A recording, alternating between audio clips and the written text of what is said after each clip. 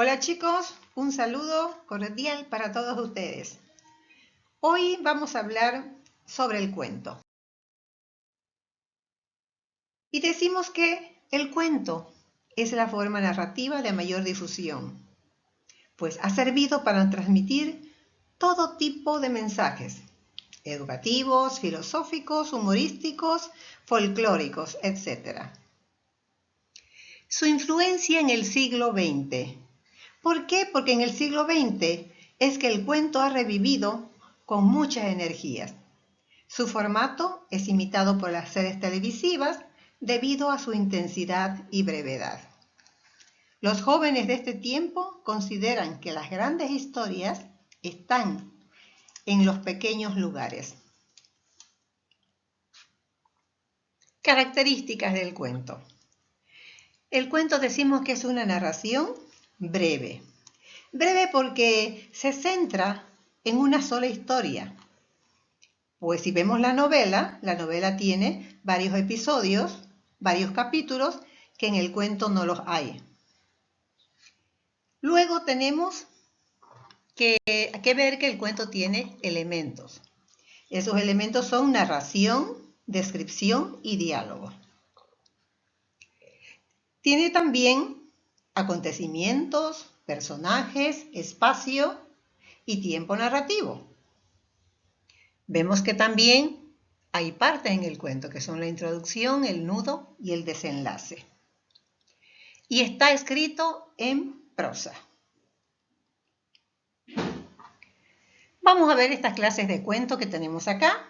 El cuento humorístico, que busca entretener al lector. Aquí tenemos un ejemplo de humorístico, El ladrón de pelos, del autor español Pedro Pablo Sacristán. Luego vemos el cuento psicológico. Este cuento nos presenta una situación conflictiva en donde se expone la afectividad y modo del personaje de afrontar una situación.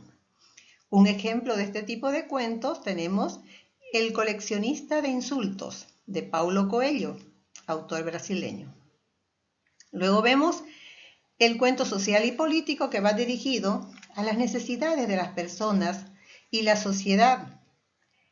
Ejecuta también y determina situaciones específicas que suceden en los colegios, en el hogar, trabajo, comunidad, etc. Como un ejemplo de este tipo de cuento tenemos Macabria y otros cuentos, de Emilio Martínez. Luego vamos a ver el costumbrista.